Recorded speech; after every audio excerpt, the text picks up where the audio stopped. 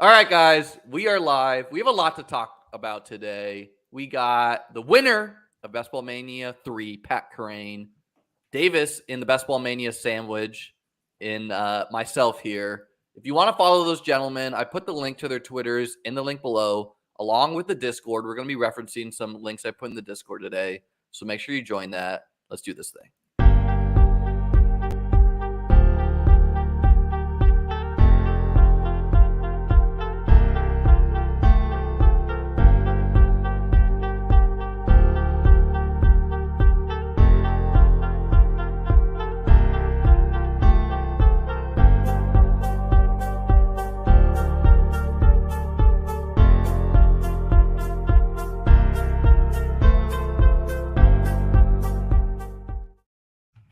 All right. As I said, we got a lot to talk about today. We're going to talk about rookie landing spots. We're going to talk about the format of these best ball contests. We're going to talk about some of the threads, some player takes, anything really the guests want to talk about as well. But first, before we get into that, Davis, Pat, how are you guys doing today? I'm good. I'm really the realization that every minute I have for the next 126 days could be either extracting EV or not extracting EV is really starting to hit me. Like I've already done 5 DK drafts and I'm like, I have so much drafting in front of me, like so much drafting. And I still have to try and live a life, take care of my house, hang out with my dogs, be a husband, be a friend. And, I just got a lot of drafting ahead of me, man. And it's tough. It's tough, to be honest. Tough. Well, let's talk about that because what's this layout is I felt a little bit we got a little production going on over here. I felt a little bit of the same dread, which is kind of funny to say, because yesterday I was doing a daily Best Ball Mania 4 draft, which we're now changing. But while that draft was going on, the drafters contest dropped, the Draftkings contest dropped, and there was a moment where I was like, oh fuck, like I gotta do 150 Draftkings, 150 drafters. And after my stream wrapped up, I got lunch and then I did 5 Draftkings at the same time on my monitor, zoomed way out, was just like, I gotta multi-table these in because I don't know, Draftkings just feels so unwinnable. Let's jump into the format discussion here first. They dropped their $10 and their 555 contest. There will be more contests, but their $10 contest is a $10 to enter. In the first group, it's top 2 out of 12 advance. Then it's a 12-person group in the quarterfinals, top 1 advance. Then it's a 12-person group in the semifinals, top 1's advance. And then it's a nearly 1,400-person final with, I don't know how to pull up the prizes here, but it's fairly flat relatively to the DK prizes are good.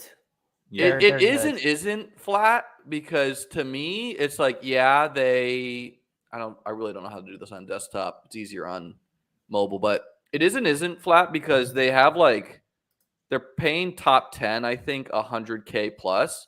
Yeah. But when you where compared to Underdog, it's a little bit more top heavy. But when you factor in the portion, let me pull up the prize pool on my phone. Yeah, right, because the field is bigger. But yeah, when you factor in you're in a 1,400-person group, it's like it's still just a top heavy. It's really hard to get top 10.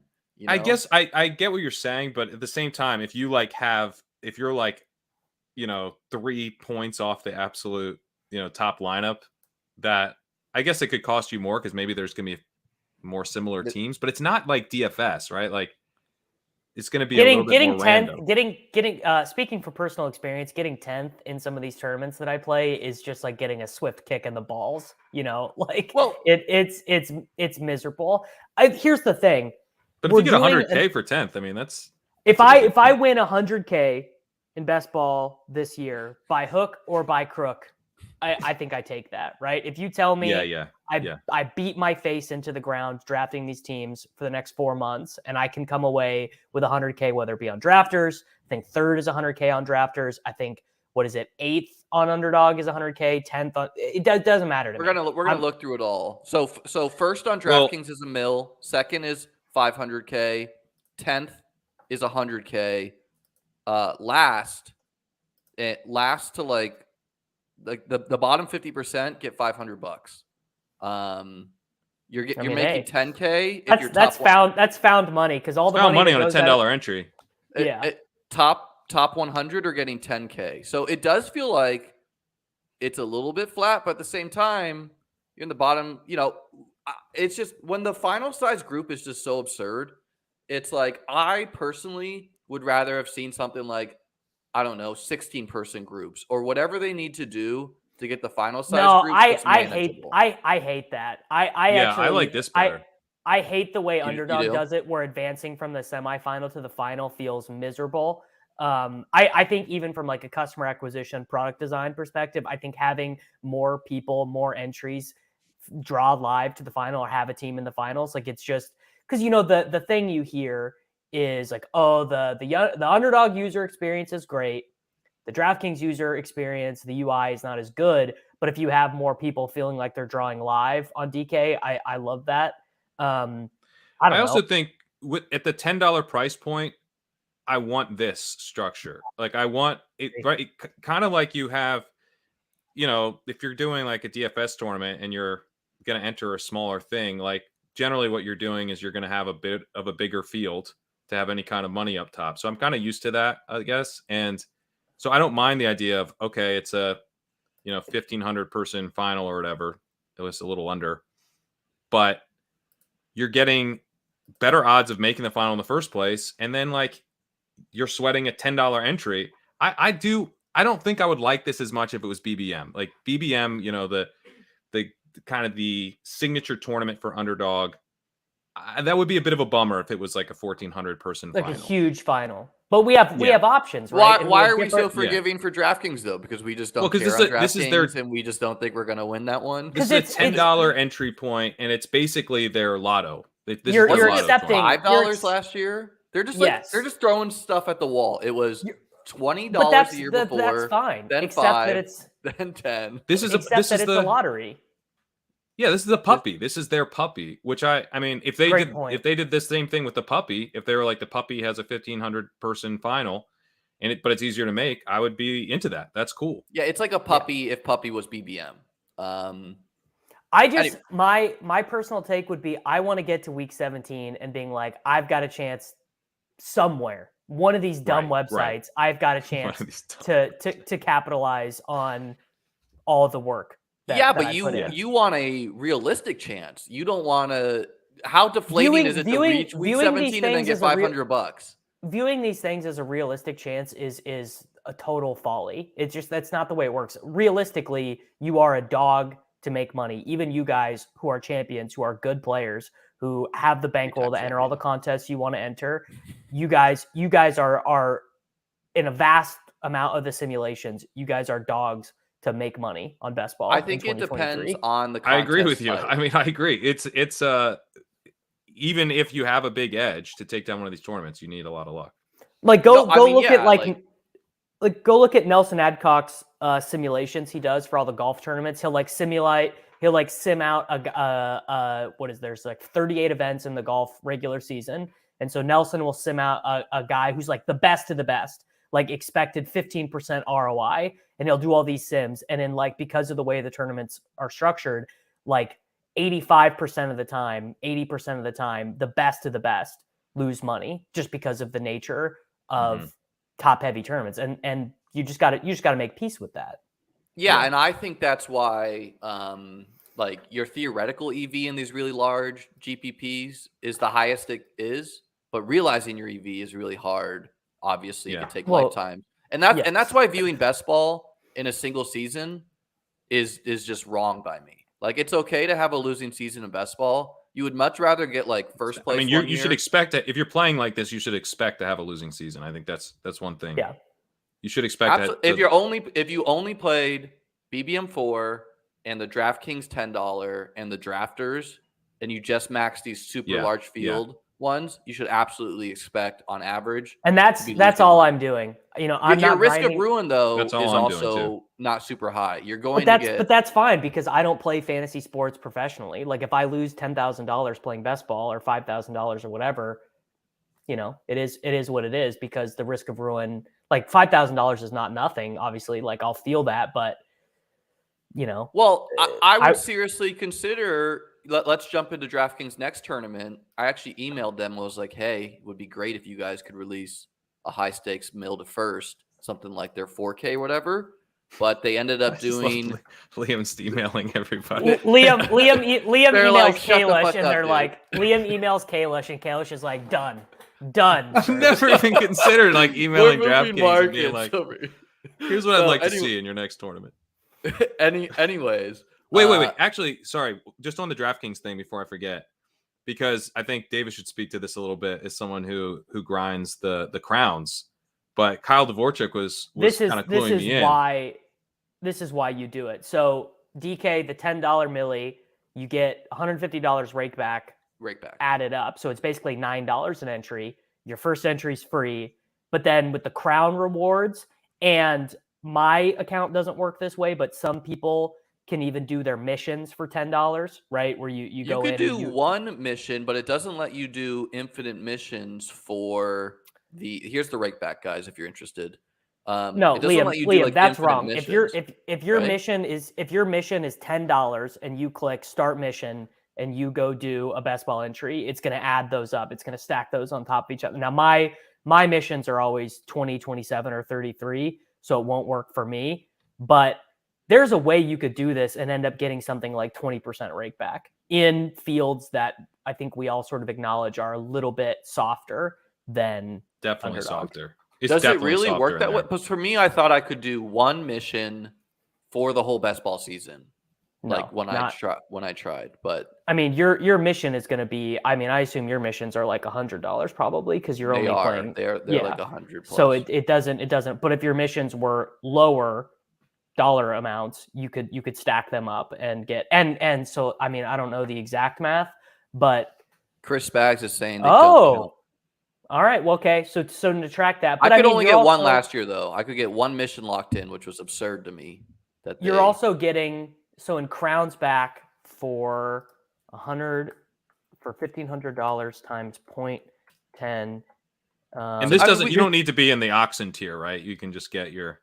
Chris is saying for the audio listeners, I haven't been playing much DFS post NFL, so my daily mission dropped under 10, and it hasn't counted yesterday or today. Chris, we don't mission shame on this channel, so you didn't have to add that pretext. You're also going to get something. You're also going to get something like you're also going to get like a decent amount of crowns back for this. Yeah, so you get rake back. You're getting 10% rake back for maxing. You're getting close to that for even doing. And you're getting 10% back in crowns as well, roughly, or I guess more like 5% back in crowns. So it's more like $1,200 to max with like, and I think you can, even if you were like, let's say you totally brick and you only advance like a league average number of teams, you could still get, you could still end up only spending $900 to max this or whatever, in like just having a terrible season.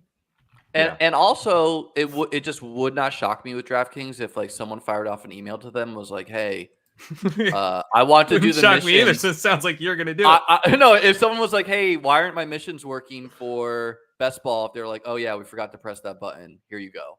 Like I don't know. Like give it a month, maybe that becomes part of it. Anyways, don't want to spend too much time on format because we got a lot else to talk about. But real quickly, their 555 dropped. I put out a thread previously. You can find that in my Twitter best ball threads in my Discord, but about contest selection, and their 555, which was 250K to first last year, is now 1 mil to first, 29 person final. Last place to 16th place is getting 10K. Second place is getting 150K. So this to me is one of the most top heavy contests they offer. First place, $1 million in Tournament of Champions ticket, but it's like real top heavy. Good question, Preston. I won the 555 last year. But I don't know, like how top heavy the 555 is. What did it pay out last year? Was it 250K to first? 250K. Are you gonna max this, Liam? I'm debating that. I'm going to go to the WSOP and see how that goes. Like if I win the WSOP main event for 10 mil, fuck yeah. It's like 80K to max. If I don't, I either could possibly still max it if I don't have like a terrible summer. I could sell my action to an investor.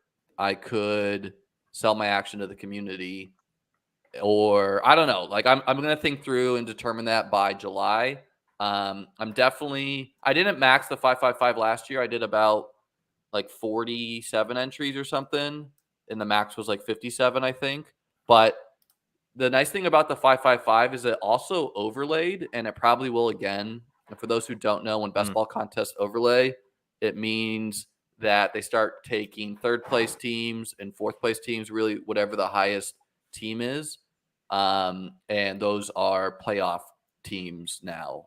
So they you just get extra playoff There's teams. wild card spots to make the playoffs. Yeah. And I don't know why they're allowing 150 555s this year when last year the max was 57. So Crane, you really should be maxing everything this year because you can turn it into content for legendary upside, so that's big, but also for like tax purposes, whatever you lose this year, you can write off against the 2 million.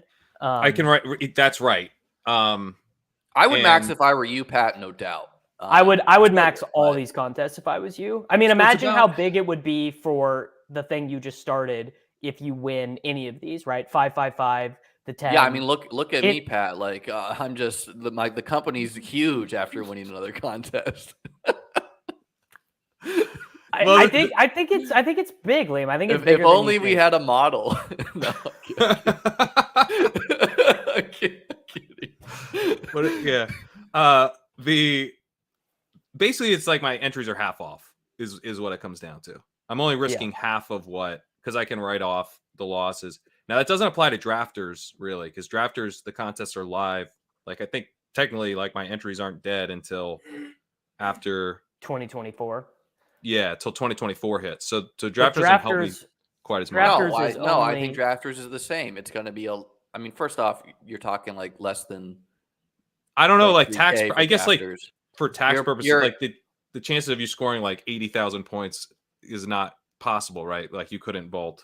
I don't know. Maybe you could say this lineup is. Well, for drafters, no. Your investment comes in the year of 2023, and when you're getting paid out comes in the year of 2024. Liam, I'm pretty sure that's wrong. I'm about 90% sure you're wrong because he's right about the payout, but I'm saying when can I officially say these entries are dead? And I can say for a fact the entries are dead until in these playoff contests. I don't think you can until 2024. That's my worry with drafters. But yeah, Draftkings, FFPC, Underdog. It's all. I don't know if I would max. I don't know if I would max the FFPC best ball. If I was you, looking at 24% rake there. Yeah. Yeah, the rake. We're not even going to talk FFPC today, but it's worth mentioning.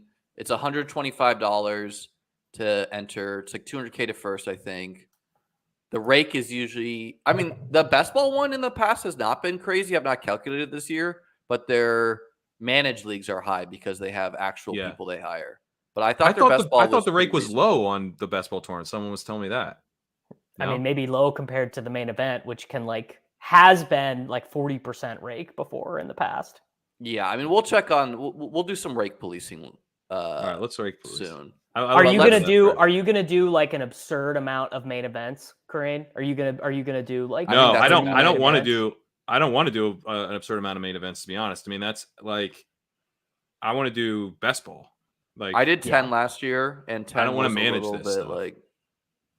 Yeah, I'm still planning on doing either the walkthrough or a version of the walkthrough in season. Yeah, which is a long art. It takes me like the whole week to do. So I might pare it down a bit just for sanity purposes, but not financial advice. But Chris is saying what I was saying. He's saying I could write off the losses. Davis, I've done my taxes, so I'm done how it works. Hey, buddy, you want to know who's good? You want to know who's good at writing off losses on taxes? Your boy right here. I've had a lot of losses to write off in my day. And it also depends if you're having someone do it who can get a little bit more creative and who knows a little bit more about tax law versus doing it yourself. It depends how you file too. Like if you file as a professional gambler, like I do, I'm allowed to do things that an everyday person's not allowed to do because they're not. The government is very unfriendly to gambling. but fantasy football is also treated differently sometimes. Well, yeah, because it is a different thing. So Spags points out that maybe because I did put the money down in 2023, and if it doesn't then earn money, it would be counted as a 2023 loss. So I'll actually get back. I'll talk to my accountant about that. Maybe I can. Wow, how fucking rich is this stream right now? Jesus Christ. Anyways, let's close out on the drafters and Underdog structure before we jump into rookie. That was obnoxious as hell. I mean, Underdog could have done anything, and it's gonna max out and it's gonna fill. But Underdog very top heavy. First place 3 million, 10th place 30K. So it's imagine coming in 12th in Best Ball Mania 4. You just like see a guy like where is the second place of BBM 3 and BBM 2 today? Like we never hear from those guys. I would have made a go. No, the guy who finished second behind Pat is a like he's not like a tout, but he's like on Twitter. He chops it up. Nice. I don't know his handle though, but he has like just a couple times popped in and been like, "Hey, X, Y, and Z, this is what happened with my team." We're getting roasted in the comments for being the least relatable streaming content ever streamed. Yeah, I think Pat's trying I'm here to be the voice of the people. Yeah, I'm here as a non-millionaire, normal guy, lunch pail, works a 9 to 5. Pail. I'm the relatable content here on this program. Yeah, I'll ask that in the YouTube poll. Who do you relate to most? But anyway, I had a good relatable run. I feel like I was relatable. Yeah, it's over now. It's over now. Because you kind of used to be the man of the people, and Peter was sort of the egalitarian, right? That's all. He was the guy. He had his Best Ball Mania glory before me. So it's true. Yeah. I mean, yeah. So with the Underdog contest, is not great. It's not great, but it's like it's for me, sort of made up for with the regular. Can one of you talk? One of you talk. Sorry, I'm multitasking here. Go ahead, Davis. Well, I think to Liam's point, it is top heavy, but I think the regular season payouts in terms of calculating EV and like having good teams, I think it sort of makes up for it, right? Because let's say you get a bunch of teams that finish. Say you have 3 teams that finish 500 to 1,000. That kind of evens out the sting, maybe of not having teams that do great in week 17.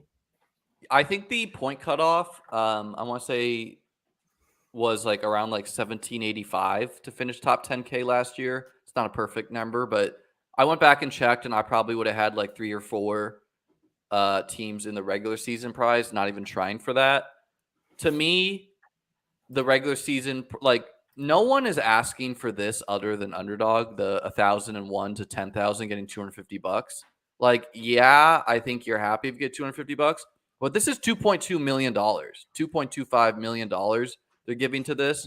You could have distributed that money to the finals and like given everyone an extra 5K just all the way up. So like you make the finals. I like the way they're doing it better. That's my favorite part of it. My favorite you like part the of it $250? Yeah, that's my favorite part of the whole thing. That's the only part I'd cut. Take the sting away from, you getting bounced out of the final, you don't make a team to the finals, even though you had some really good teams. Like, make that like, because it's $3,750 if you max, and you get back like $1,000 from 4 teams going ahead and finishing at the bottom tier of this, or maybe even you get 1 into the top, you get 4 into the bottom. So that's $2,000 back right there. I just feel like it is so variable what happens in the playoffs that it's like this type of stuff that I like the most. The $500,000 to first is actually the thing I'm less excited about.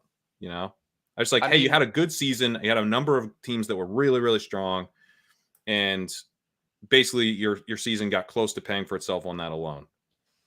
To me, you should recognize what Best Ball Mania 4 and these flagship tournaments are.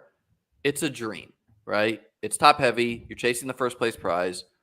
No one is you should not be playing these contests for like a 5% ROI and yeah, it's nice in theory Yeah, the I'm not talking about idea- making money. I'm talking about losing less. It's nice in theory that the grinders are going to get this money back and going to be able to play next season. But here's the fact of what's going to happen. They're going to get let's say they get 2K back. Where's that money going to go?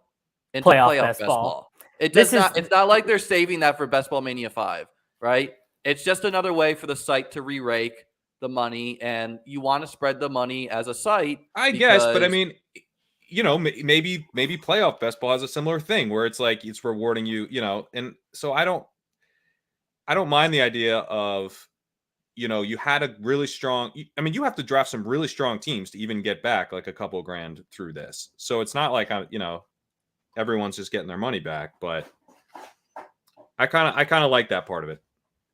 I We're mean, 30 you know votes who into the who do you relate with most, and Davis and Pat are tied. You guys are. I am a dead last. Well, Crane, what I was going to say is that Underdog's favorite part of the payout structure is also 1,000 to 10,000. That's what I was going to say. Back Pat because Crane, those... shockingly not a man of the people with his $200 million. What do you mean? Well, I'm no, literally but- a man of the most people. This is the most people that get the benefit from this.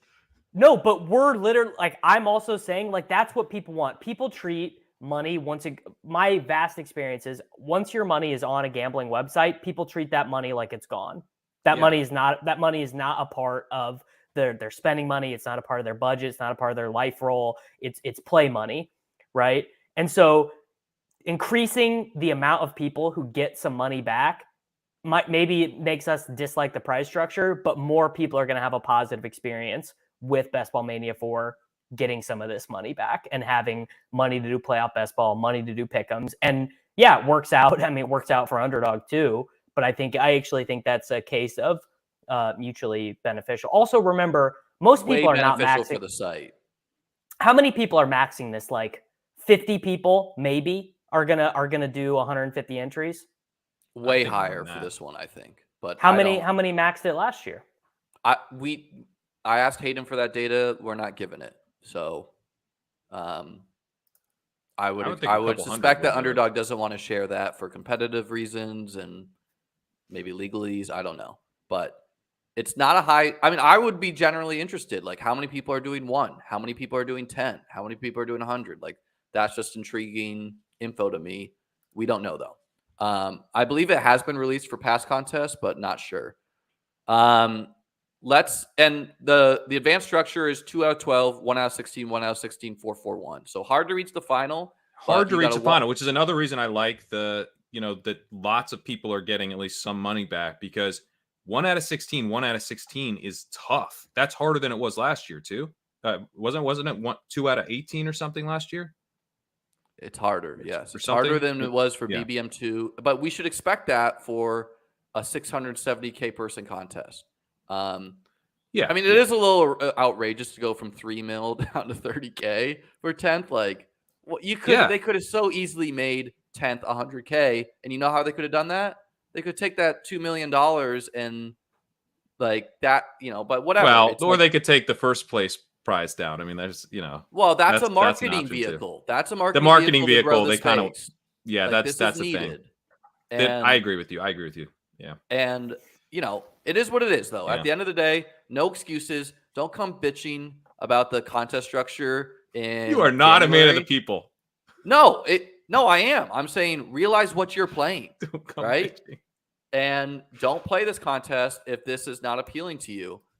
Bindle, shout out Bindle. Smash the like. We're on the road to 2K. Hit the subscribe button. So what I will say, so I was listening to the Swolecast yesterday, and I kind of wanted to like defend the concept of playing these tournaments as opposed to like grinding out cash games. At this variance, I think does help you in some ways. Like your odds of ever realizing anything are small. But I think if you're like a good player but not an elite player, you're at less of a disadvantage to elite players than you would be grinding out cash. Well, and people are probably, one, you're going to realize your EV more often. And people, I would guess, there are probably some people who are insanely good and sort of have it down to a science, drafting in these 12-mans in these smaller leagues. But probably a lot of people are playing them suboptimally. I mean, I'm not going to, but it's certainly a more profitable strategy. If you're like Peter Jennings, it is. But I don't know, or Rich Rebar. Like you could easily have a $0 return season in cash games if you I don't know, don't spread your exposures, and you really shouldn't be spreading your exposures in a cash game environment. Like you should be like, this is the right pick. I'm going to advance. I'm going to crush you. Kelsey should be the 101 or whatever your take is. But I don't know. It's just maybe like unless Also, you're investing like $100K into cash games as like a job, what are you doing? And then you're probably drafting against computers. You know? I wanted to. That's the point I wanted to bring up, is that this is probably the last year that there's not going to be some sort of cabal of people using AI technology to draft. Well, I want the right? sites to put a shutdown to that. I've been very open about it. Well, it's not going to happen, bud. It's just not. We'll see. We're not going to jump into that topic today. Let's move on to drafters. Drafters released their contest, $20 to enter. If you need a promo code to join that, that's in the description below as well. But it's very flat. And I've talked to the owner of Drafters before. I know he likes flat contests. For those who don't know, Drafters is total season points, weeks 1 through 17. It's 20 rounds, PPR, 300K to first, 150K to second, 100K to third, 10th place, 12K. So pretty flat scoring for the top prizes, at least. 75K for fourth, not that big of a gap between third and fourth. What are you guys thinking about drafters? Are you guys going to be maxing drafters? Well, like I said, I have to check in to see how this helps me. I would like to. It's just like drafters, specifically at first, the drafts are sort of slow to start getting in one, because I like to draft when I'm doing something, like draft when I'm running or whatever. So it's a little bit harder. I'll join some slows here. I would like to, though. 2 years ago I finished third. Last year I had a top 100 team.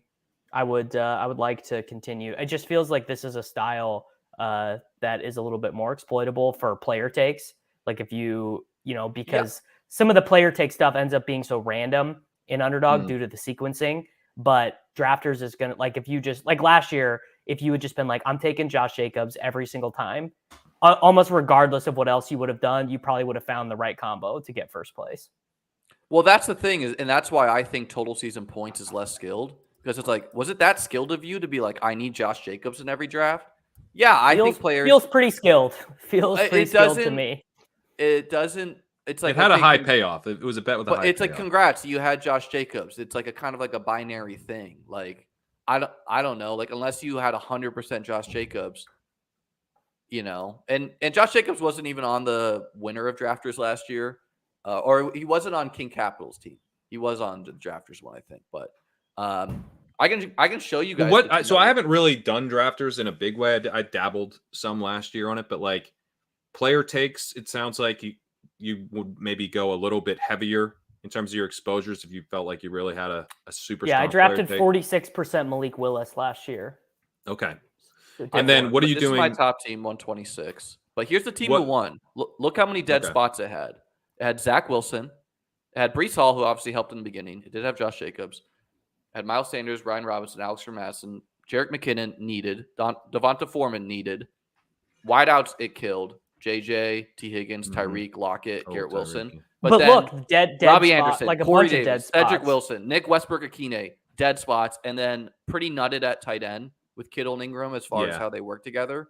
So big spike this team weeks. had about 4 dead spots. Madison 2, 5 dead spots.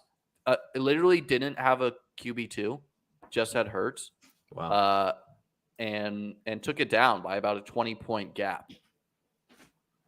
The sweat is also worse on drafters because the sweat stinks. If you're dead by by honestly, the end of the you're not closing 200 points in week 15. I think if I remember correctly, I think this guy Titletown, at one point he was 300 points ahead with 2 weeks left or something, and then the gap got closed a little bit because he had some injuries, but he was so far ahead.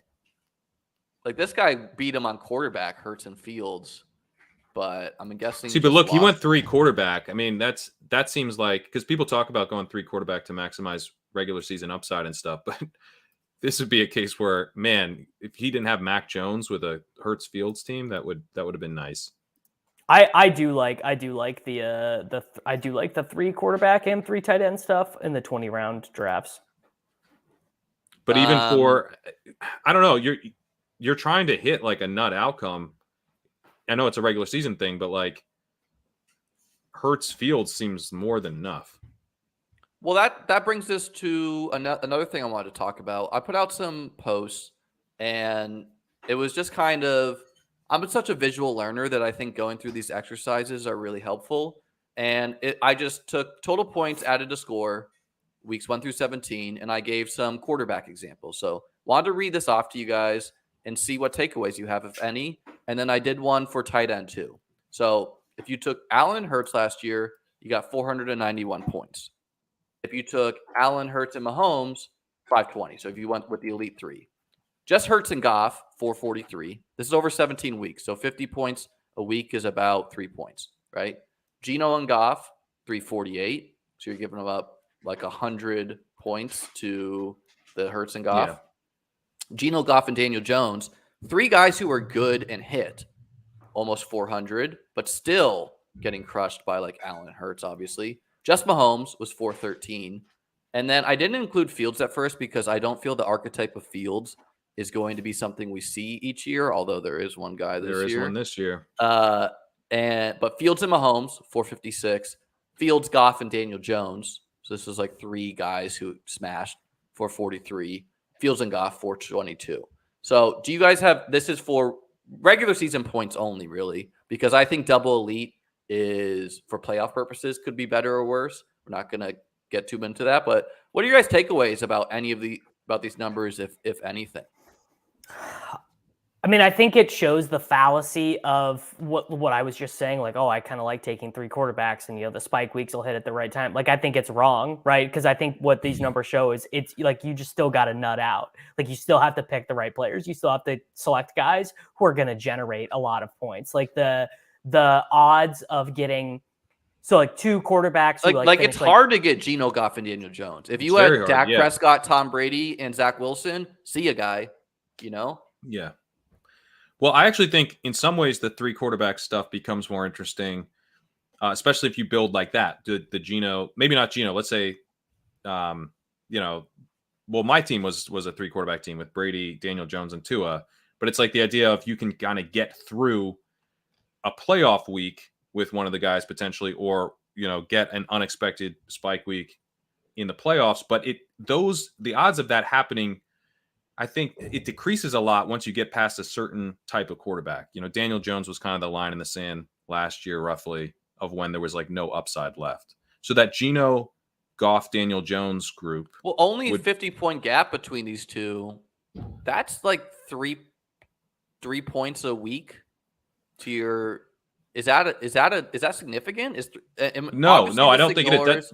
That's what I'm saying. In the regular season points, I think it's probably overrated. I still think it might have its place in the playoff advancement purposes, where you're getting, because you get Goff happens to go off in that one week, and it's the change in your outlook is so massive, and you maybe get a low-owned Geno or low-owned Daniel Jones in the final. So I think maybe we have it backwards a little bit. And then I also think this shows the power of elite quarterback in total point scoring, and it honestly makes me a little nervous about Ball Mania, where the quarterbacks are going super high, and maybe that's like a little bit sharper than I feel like it is, because people are like, look, I want an elite quarterback for my regular season point total, and then it'll also help me in the playoffs.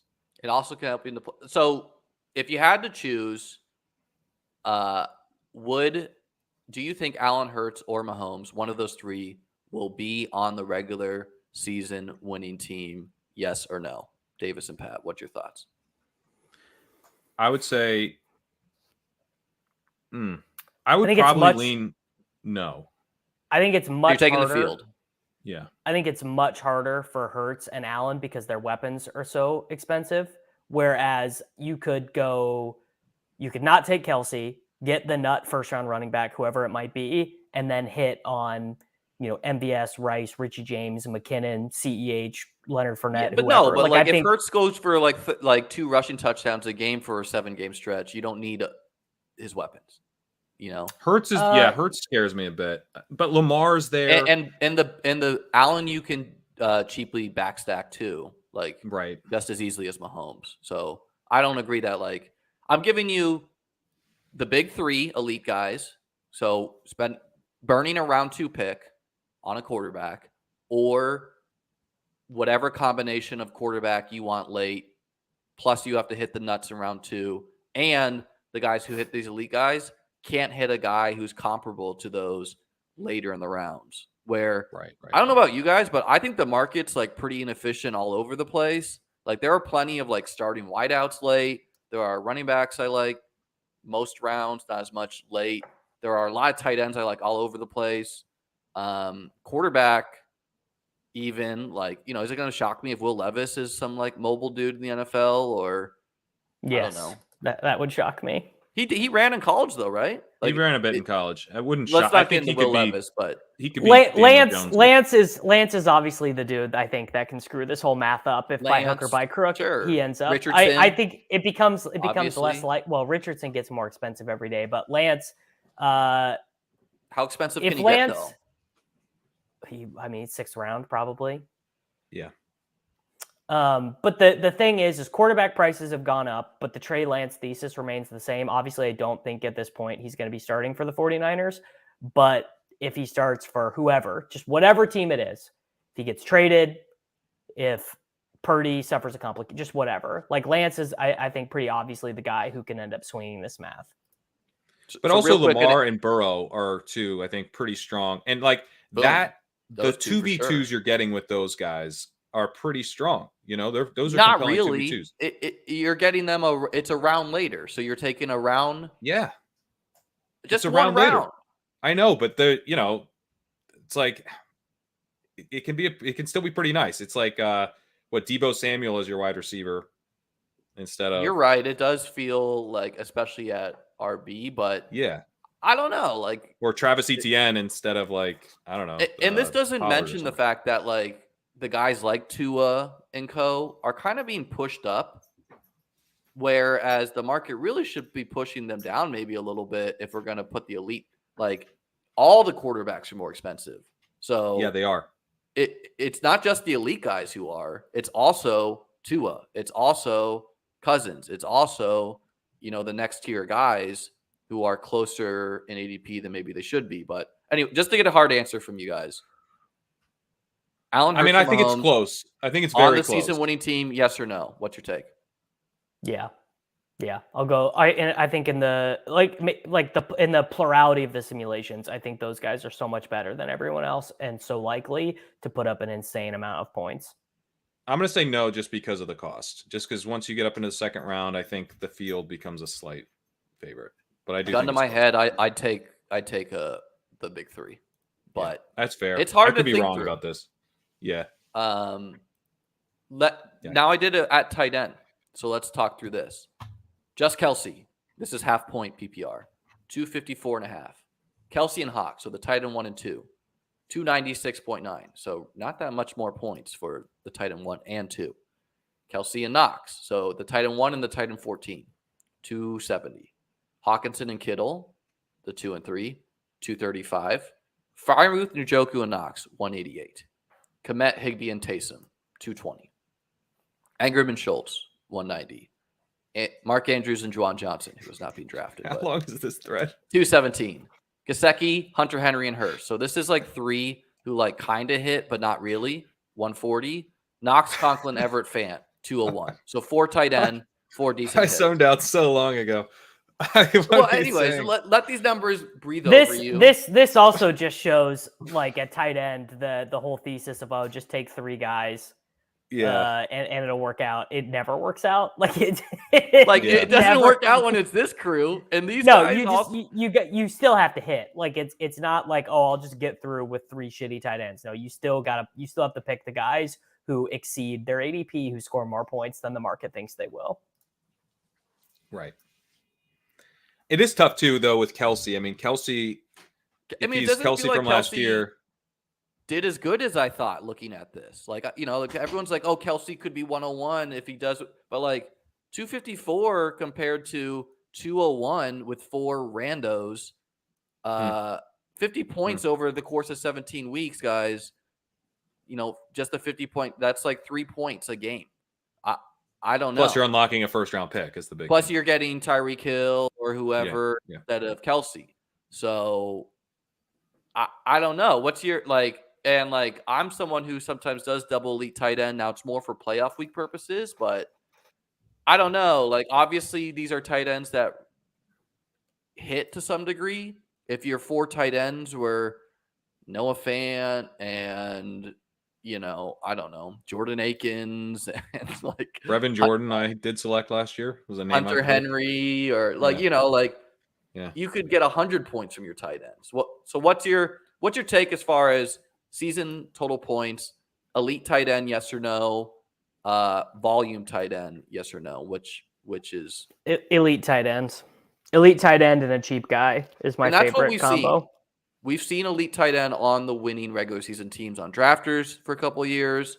We saw it on Ball Mania. Underdog, yeah. But I don't know. There's a lot of tight ends in the market to kind of like a lot of the rookie guys and whatnot. I think Mark Andrews is a major value this year.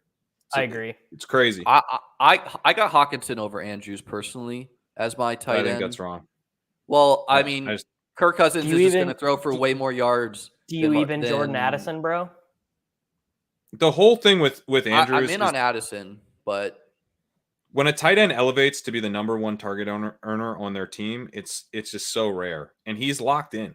He's locked in as that guy. Is he? Yes. Over Odell? Yes, over Zay Flowers? Odell is not challenging Mark Andrews. Andrews gets downfield. He's not an underneath guy. He's actually a seam stretcher. He's got a huge rapport with Lamar Jackson established over years. They're going to have an offense that throws a little bit more. Lamar just got paid. I think it's wheels up for Andrews. I don't really understand why. To me, he's like he's a late second round value. Kirk could throw for 1,000 more yards than Lamar. Yeah, but they just brought in Addison, who I think can play. You got Justin Jefferson, the clear alpha. There's no question about that. And Hawkinson, I don't think is as talented as Andrews, straight up. So, I'm looking at probably competing for the second in targets there. And I don't know that he wins that battle with Addison by the end of the year. So with Andrews, I feel pretty strong that he is the top target earner in that offense. Now, maybe because there's a couple other guys that can earn, he won't have a huge target lead on Hawkinson, but the upside of the alpha tight end is very high, and I just feel a lot stronger about Andrews being that guy. I think Andrews is better. I think Lamar at his peak, I think people have just totally memory wiped how much of a force of nature Lamar was. I think the Todd Monken innovation, I think that's a pretty big, Greg Roman has basically just sort of stalled out every stop he's ever done. He's done some good innovative things and then not continue to build on those things. So teams kind of figure it out. I think Todd Monken, a lot of the evidence suggests he's extremely good at his job. And Andrews has, I believe the stat is Andrews has 2 of the 5 highest tight end fantasy point games in NFL history. Now, TJ Hawkinson also has the first. He also has the most fantasy points ever. And best ball is an individual week game. So, but it was with Goof. It wasn't with Addison Cousins. Being there does not. Do I still think Hawkinson can have a 10 catch, 2 touchdown, 100-yard game? 100%. I'm not nagging Hawkinson. I think he's fine. I just think Andrews is a clear tier above him. Yeah, well, to me, it's just like this is Kyle Pitts all over again. I like Andrews. There was stretches at the beginning of last year where it was like, oh my God, we were taking wideouts over this dude who's averaging 20 points a game at tight end. But I think the addition of Odell and Zay Jones or Zay Flowers is legit target competition where he's never really had that in the past. Not to mention Rashad Bateman's still there, probably healthy. So yes, I think they're going to pass more, but Kirk Cousins is the easy favorite to throw for more yards and probably throw for more touchdowns. He's had 30 or so touchdowns the past couple of years. Yes, JJ's still there. Yes, Addison's still there. They're all going to have their individual weeks, but yeah, I don't know. I just think I'm just not that worried about Odell. I don't really understand why Odell's getting drafted the way he is. I know they paid him They paid him. retore It's a his sharp ACL. organization. Like you could say what you want about the Ravens, but they are pretty sharp. Like I don't think they're giving Odell unless it was literally just to get Lamar to sign, and they're like, "Fuck it, we'll eat the 10 mil." Which I have is respect for the possible. Ravens, but they have not exactly crushed it in their wide receiver additions, particularly their veterans. And Odell is coming off a re-tear of his ACL, and we haven't seen him since. And the Cowboys, despite flirting with him for like 9 months, didn't pull the trigger on signing him. And we know the Ravens were pretty desperate to upgrade the weapons. So I'm not. I feel fine about being very skeptical. Odell is DeMarcus Robinson in this context. Like he literally or Sammy Watkins a couple years ago. Guys, he was good when we last saw him. I understand he sat out last 2 year. years ago when he tore 2 his years ACL. ago, and then he tore his ACL. He was very good though, but he was fine. By the way, I'm not drafting a lot of Odell, to be clear, but I think he is not necessary. Like I think it's a boost to Lamar and the offense, but we're talking about a quarterback that's going to throw for probably 1,000 less yards. Buddy, and it's going to vulture I want on the fucking ground. Touchdowns. I want touchdowns. And he's gonna vulture touchdowns PPR, more. No, I disagree. I disagree with that.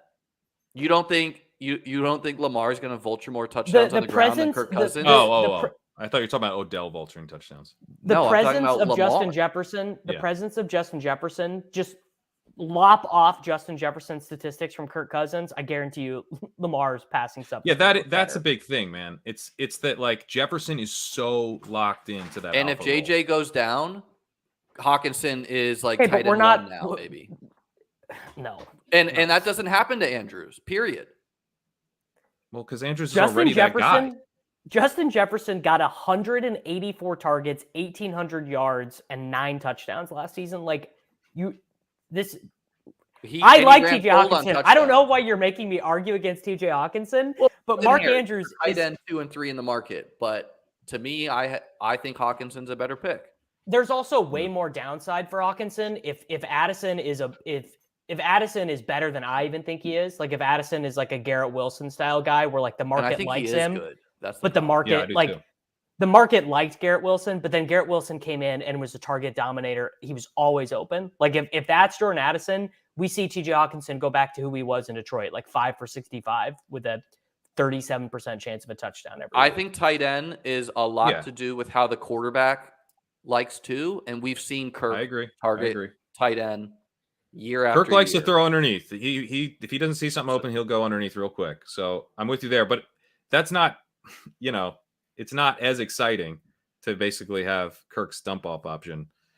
I also think that if Jefferson were to go down, now you're looking at a rookie wide receiver and a tight end, and I don't know that you're getting this hyper efficient Vikings offense. Like at that point, are we getting this massive TJ Hawkinson breakout, or are we getting a Vikings offense that isn't very fun? Probably a lot of running. Yeah, I don't know. I think the Vikings coaching staff is real sharp. All right, I got one for you. I got one for you, Liam. If we're worried about yards, last year was TJ Hawkinson's big breakout. Last year was Mark Andrews' big disappointing season. Mark Andrews still had more 100-yard games than TJ Hawkinson. I'll have to look into that more. I mean, Davis just quotes stats that aren't real. He's going to look into Hawkinson was the tight end 2 on the year, period. Right. You're just not understanding what we're saying. Or you're being... Actually, you are understanding what we're saying. You just don't care. You're talking about a spike week. You're being obtuse. Well, I don't know. It's a weird... Obviously, Lamar went down. Hawkinson was traded. I was totally out on Hawkinson. Lamar didn't want to be there. But let's do real quick before we jump into the rookies to close out. Well, hang on the Ravens. Does an offense? I know they're never going to be like this pass first, like lighting them up through the air offense, but they're like kind of the pick in my mind to be an offense that really surprises us in a good way. Like the Ravens are scoring a shitload of points. They could be Eagles-like. Do you remember 2 years ago or 3 years ago during the Lamar MVP season? When early on, they were just beating the shit out of people. Like the games were over in the first half. The week 1 game they just went off Like we could, we saw that from the Eagles last year. I think Lamar, if he returns to that form with a sharp offensive coordinator, and I am very skeptical of Odell's ability to like eat into Andrew's target share, but if he's healthy, it's not going to hurt to have him plus Zay Flowers plus Bateman returning. They've got weapons now, so maybe we're wrong about them being this like run heavy offense. And I think if we're wrong about that, and they're even like slightly tilted to the pass, If kind of they throw a They're gonna Vikings pass way. more, but J.K. Dobbins is going to close out a lot of games. I'm not worried about that at all. But what I would say is Lamar's never thrown more than 396 passes. If we put it in an alternate universe where he throws 500 times, Andrews probably even beats Kelsey. I would say like he probably scores like 300 half PPR points. Being the number I'm not one chasing target the earner. 34-year-old Kelsey. I'm not. I'm just like I'm jumping out. I think. Have fun staying poor, Liam. I'll draft like a couple teams with it, but he's a guy I'm comfortable. If a 34-year-old beats me, so be it. So what's the difference between being 33 and 34? Like, it's tight end's actually a position where you can he doesn't have hangovers a family. get a little worse. I can tell you from experience. I think the only one here hangovers. I think actually this is gonna feel sort of disrespectful to Travis Kelsey, but I actually think a good comp for like a tight end who's older but still basically just plays the same way is Jason Witten. Now, obviously, Witten was never the same like earth Witten shatterer. In the booth was brutal. Yeah, it was not good. Isn't the comp Tony Gonzalez? Isn't that the? I mean, the kids aren't even literally. How old did Tony play? Till I think later than this. I think 35-ish. Let's try to Tony get to Gonzalez. rookies real quick, guys. Just as we're coming on an hour, I know you guys got to go. So sorry to shelve the Kelsey. I could talk for you guys whatever. I put this resource in my Discord if you want to see the tight ends, running backs, and wide receivers where they're taken. Let's just try to bang through this real quick, guys, before you have to go. The wideouts in their landing spots. 37. Tony Gonzalez played till he was 37.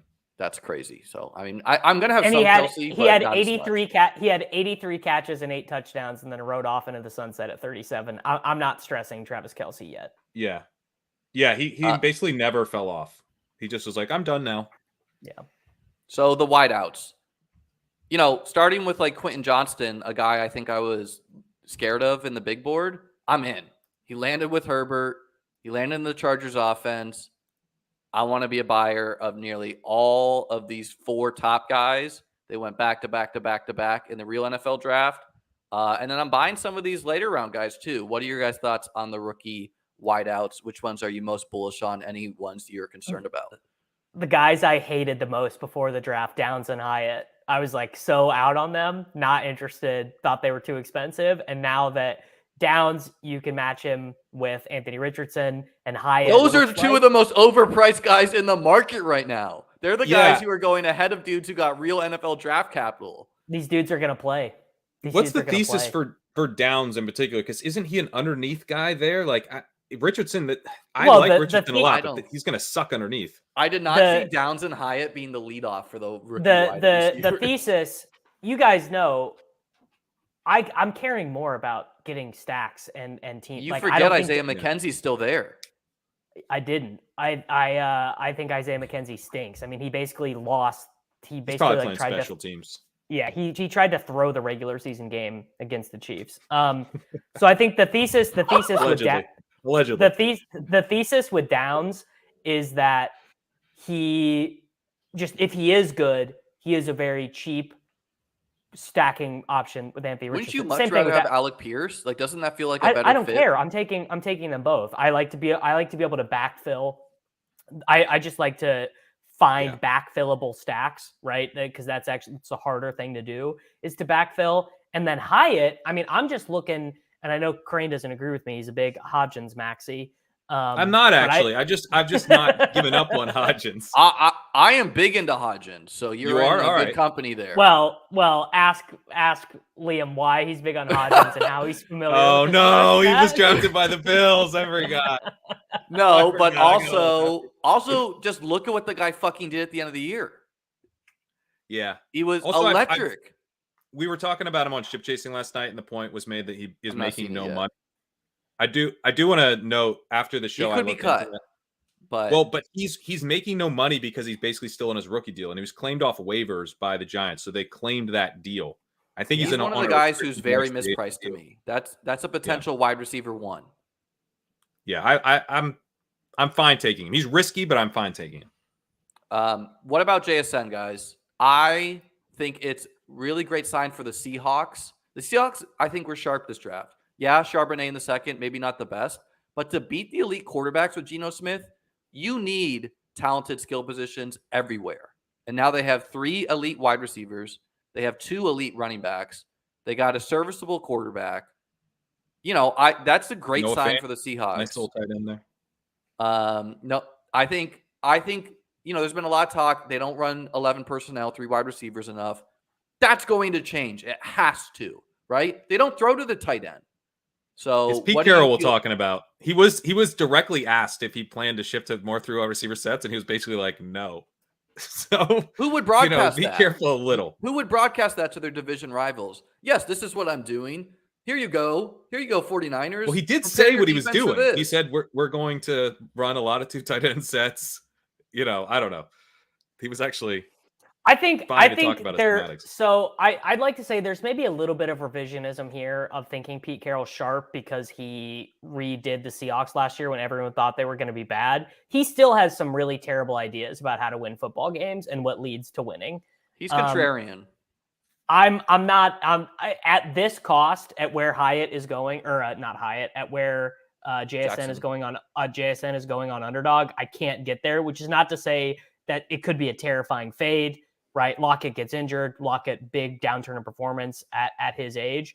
But just looking at ADP, some of the guys I like more than him who go after prefer Godwin. I also think the 49ers guys are such good stacks right now because you can literally take their quarterback in the 18th round. So Ayuk, Kittle. You also don't whatever. have to take the 49ers quarterback. You can live in a universe where Lance starts a couple games and Darnold starts a couple games and Purdy closes it out. You don't have to have that guy on your roster. You can just benefit from them being efficient. It's kind of a hedge on like the quarterback situation. Just be like, you know what? If Purdy starts, the 49ers guys are great values. Well, I just want to give I'm Lance just more starts, saying every draft I do, I want to be giving myself outs to stacks. I don't want to be just drafting value hound teams in Best Ball Mania 4. You know what I mean? I completely agree with that. Yeah. I will agree that JSN is 30 picks more expensive than Quentin Johnson. He's 40 picks more expensive than Zay Flowers. He's 20 picks more expensive than Jordan Addison. Addison's the target for me right now. Addison's going to come up, projectable Johnson volume. When projections have their say, right? Doesn't Addison come up considerably? That was the exact point I was about to make. Is Addison is going to project for more half PPR points than JSN? Yeah. And everyone's going to be like, guys, this is silly. Like, yeah, we get that JSN was a better prospect, but Addison is a first-round pick. He was drafted 2 picks behind or whatever. He's also considered a strong prospect. And all the same points you made about the Vikings passing a lot, we don't have to worry about that. They can't double cover him or anything. He's going to hit the ground running. He's going to play ahead of KJ Osborne right away. I mean, he's going to project well. So I think get him now. I think he's more of like I was into him at the 701 in a draft where we already had Jefferson, and I think that was basically 24 picks totally ahead of where he ended up, where his current ADP was at that point. But I think he ends up there. I think he ends up 6-7, and people are pairing him with Jefferson. I mean, best ball is an individual week game, so it's okay. I think JSN, Metcalf, Lockett, they're each going to have their weeks, and that's okay, right? You don't need your wide receiver to be the wide receiver 1 on the season. If it works together with your roster and you're getting spike weeks, boom, great pick. And yes, like Addison a lot. Like JSN, I mean, Geno Smith threw for 4,300 yards, 30 touchdowns last year. He's basically... I like JSN too. I just think if you're playing this as a market... I like Johnston a lot. If you're playing it as a market, I think you want to let Jackson Smith and Jigba fall a little bit because guys, when the guy's sitting at the top of an ADP queue, he'll get taken even if, basically he wouldn't get taken if he was just a little lower in that list. It's a psychological I think thing. most There's people, auto-drafters. Don't you think most people drafting right now actually probably agree Addison will score more points than JSN, but they're just drafting according to the ADP and the applet? Yes. If you I had to do. choose a wide receiver of these four to score 10 touchdowns in half-point PPR, I would choose Quentin Johnston of the group. Yeah, if Mike Williams gets hurt, sure. Even At equilibrium, no. Yeah, I think at equilibrium, I'm not sure if it would be JSN or Addison, but I think it'd probably be JSN, actually. If I could remove an injury, if I could guarantee full playing time for any of them, it would be JSN. If I could say Lockett's out and JSN's in, I would say JSN. I don't know. I just think this is the NFL. A lot of teams look at the successful teams the past couple of years, and they realize that offense is what wins. And yes, 12 personnel was very efficient for passing purposes last year, but the Seahawks are going to roll out 3 wideouts. The Chargers are 2. The Vikings are 2. And I don't know, like Mike Williams and Keenan Allen haven't exactly been a great bill of health. So for someone who was out on Quentin Johnston in the past, like how can we not like be Quentin bullish? Johnson too. I don't want to seem like I'm out on Quentin Johnson. I think I have him well ahead of ADP in my rankings. Any of the later wide receivers you want to touch on before we move forward? Rashee Rice, Jaden Reed. These are guys who went a little bit ahead of expectation. Jonathan Mingo. I mean, draft Rice right now because Rice is climbing. But by June 13th, you think the price is climbing now? By June, okay, I bet by June. Well, no, 13th, I don't like if one of those other high upside guys from the Chiefs emerge and it's like not the Rashee Rice show, if it's like Ross or someone, either of the Ross guys, because anyone could emerge from Kansas City. It's not Justin Ross. It's not happening. That's fan fiction. We got to stop with this. It is a bummer now that Rice is there that it's not going to be Ross. They have like 9 wide receivers, like non-practice squad guys. Like it's just, yeah. I mean, whatever. Take your stabs. Right. I'm not here. No, I know. I'm not taking them anymore after the draft. I take stabs at all these guys. Plus, I personally think Hyatt and Downs are the most overpriced. But Cedric Tillman plus, I take stabs at. I even will take stabs at guys like Puka Nacua if I draft Stafford. Justin Shorter, I've not gotten there yet, but I'm open to it. He seems like Gabe Davis insurance.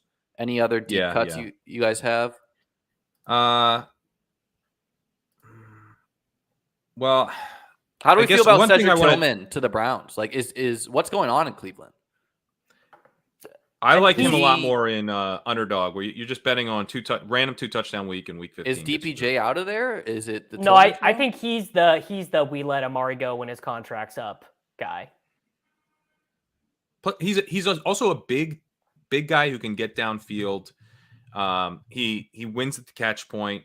I think it could be Chase Claypool-y, where it's like, how is this guy going to get any targets? And it's like, well, he doesn't run all the routes, but he's like a rotational deep threat, and he's pretty effective. I think Pat is right. That's a great pick for half-point PPR. It's anything on the wideouts? Yeah. Before I move forward real quick? Well, are you guys buying Elijah Moore while we're on the Browns? I am. If they didn't take Tillman, I'd be higher on him. I'm drafting him. He feels like a big tier gap because right ahead of him goes guys like Michael Thomas, Quentin Johnston, and then you're looking at Elijah Moore and Juju and gang, and it's like I'm starting to cool on him a bit. Yeah, I actually lowered him yesterday in my ranks. Yeah, I don't know. It's not great that they're drafting wideouts in the 3rd round, and it's not ideal. And what did the slot do with just Sean Watson? And no one did anything with him because he played like ass. Well, you mean no? I mean with the Houston. Well, Hopkins played a lot out of the slot there, right? Okay, but that's like. Did Cooks play out of the slot at all? Did their time even wasn't overlap? it like Danny Amendola? Yeah. Remember there was that year. I won a GPP that year, so with a Watkins stack. So Watson stack. Sorry. So it's burning my brain. But yeah, there was a Will Fuller, Brandon Cooks season with him. Let's real quick run through running backs and tight ends. Bijan, I think it's a great landing spot with the Falcons. He's going to be probably could be the leader in carries on the year. Tyler Allgeier's not dead, but wheels up. Jameer Gibbs, great to see the draft capital. I'm buying Zach Charbonnet at his cost. I am too. I like Zach Charbonnet. This is Ken Walker. We did the same thing It's with Ken Walker last again. year. People are like, oh, can't draft Ken Walker. Rashad Penny's there. Oh, can't draft Charbonnet. Ken Walker's there. Yes, you can. This is a I wheels 100% up landing agree. spot. Kendra Miller, complicated with Taysom and Jamal Williams. I'm drafting him. And Kamara, I take him some. Tajay Spears, I'm pretty out on with the lack of kneecaps, but I don't know. That won't show up for a while. I'm taking Spears. But Devin Achane, people where love. Was he drafted? Third round? Tajay Spears, yeah. Yeah. I mean, Jay Ajayi was bone on bone, basically. He dropped to the 5th round. God, that's what they said. That's what was said disclaimer, entering the draft. What'd you say? I said medical disclaimer here. That was the rumor. Obviously, I didn't examine his knee, but that was the rumor. He was bone on bone from a high school ACL injury, and he did have a very short career, but he was actually quite good early in his career. So I kind of like Spears. I take stabs at a lot of these guys. All the Twitter doctors say bone on bone actually it affects longevity, but if they can still play, it doesn't impact them on like a play-to-play basis. It just leads to them breaking down earlier in their careers. Right. Okay, so I'm open to being wrong there. His team also sucks ass, which is a problem for the Titans. Also, he was a 3rd round pick. Like, that's not like, I mean, if he was a 7th round pick, I'd be like, way more concerned. But the team clearly thinks he can do something. These 3 guys in the 5th round too, Brown, Eric Gray, and Evan Hull, I think all of them are clickable. Chase Brown, obviously, if Joe Mixon's out of there, is just the RB1 maybe. Eric Gray, potentially the RB2 he kind of looks like Devin Singletary's athletic profile. He looks like the RB2 to Barkley, though, potentially. And then Evan Hull, potentially the RB2, an athletic freak just like Brown in the Colts. And is Jonathan Taylor not fancy Miles Sanders now with Anthony Richardson there? Are we drafting fancy Miles Sanders in round 1? I am not. Sam Sherman's been saying. Well, I think I'm more open to the idea that he's fancy Nick Chubb. I think fancy Miles Sanders is a little much. Yeah. What do you guys think about these landing spots? Tanks Bigsby, another guy draft. I think Bigsby feels like we could see ETN being fancy Nyheim Hines if Bigsby comes in and really impresses the coaches. I mean, I don't see that. Now, that's a take. I like that. I would much rather draft Bigsby than ETN. Think of who their coach is and think of how the Eagles offense worked. Yeah. Roshan Johnson, tough for me to click that name with the guys there. Click it, buddy. Click that name. What? So who's squeezed? Is it Herbert? Is it maybe? Yeah. No, it's Herbert. They say Foreman's making less money than the winner of Best Ball Mania 4. Herbert's a 4th round rookie. Roshan is going to immediately be on the field because of passing downs because he's the best pass blocker. Which they could use help with. Roshan could be this year's Tyler Algier pretty easily, I think. Yeah, I like it. It's just there's 3 guys, and it probably is Herbert getting squeezed. Pat's fetish is converted linebackers to running back. My fetish is converted quarterbacks to running back. Hey, they got the brain. Izzy? Yeah. Izzy's tough too because of how many guys are there. It's Izzy, it's Jonathan Knight, it's Michael Carter. Well, Michael Carter might not be there. Michael Carter's getting cut. I think he's getting cut. I mean, I draft him a little bit, but I don't know. Not a slam dunk draft capital or landing spot. You can get him at the very end. You get these guys, Eric Gray and Evan Hull, straight up. None of these guys go drafted that I just highlighted. The other Chase Brown and up go drafted. What are you doing with A-Chain? You didn't mention A-Chain. A-Chain, I'm drafting. I think he's climbing. He's probably going to climb to an unreasonable draft capital. I don't think Mostert and Wilson are dead. Wheels up landing spot. Couldn't find like a better coach to fall in love with this guy. Probably a slight edge to PPR sites, but I don't know. Like, I don't pretend to be a college guy. You guys like he got decent draft capital, and probably other than Chase Brown, the easiest spot for an RB to be the RB1 on his team of these guys. Yeah. Although he would be like a 55% snap share RB1. I don't remember who. I wish I credited it, but someone said Devin Achane is just going to be fancy Jerick McKinnon, and that feels pretty accurate for his role. That feels So, like, awesome. What feels bad is when he is who's the guy who was on the Cardinals and then the Broncos and then now the Bucks? Chase Edmonds. Kenyon Drake. Chase Edmonds. Oh, Chase It Edmonds. feels bad if he's fancy Chase Edmonds, right? Yes, Like yes, it every does. yeer we were just like Chase Edmonds going to catch passes. I don't think he's really either guy is like a archetype though. I think he's more of a Tevin Coleman. He's probably a little bit better of a pass catcher than Coleman, but he's more of like a guy who gets going. You know, he's like a speed. He got workload usage. A speed rusher. In college, he's more of a right? speed rusher than a satellite back. Okay. I don't I think he's going to have his spike weeks. And if like Tyreek or Waddle go down, maybe even more so if that team has to run a little bit, especially if that team has a lot of leads. I don't know. The AFC East has a really tough schedule this year. They're playing the NFC East. Hardest the AFC West. Division in football, people are saying. It is. I mean, let me ask you about Chase Brown because I wanted to talk about Mixon anyway. Yeah. And this is the Brown, Mixon, like Travion Williams thing. Plus, like they seem. So my issue is, do they cut Mixon? Because Mixon could still get suspended. They can save like a little under $8 million by cutting him. They've got contracts to hand out to Burrow and Higgins. It would make a lot of sense for them to do that. They've been totally on the table. Yeah, they've been pretty non-committal to him this offseason. Any kind of quotes. There's also, I mean, Fournette is still a free agent. Zeke is still a free agent. Hunt is still a free agent. So it makes it hard to go. Mixon's going to be cut, and I'm betting on Chase Brown, this day 3 rookie. Like he could still be nothing.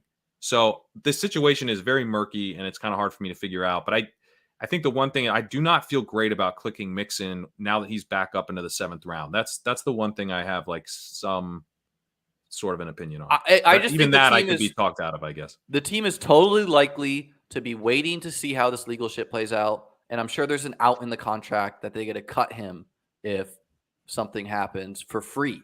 And they don't have to pay anything, and I think that's a large portion of what could be happening. The other portion that could be happening is there's like Mixon's my guy. I think Harditz posted something with the team saying something attuned to that. So I don't think that's the case, but I don't know. It wouldn't surprise me if Mixon's one of the best clicks on the board.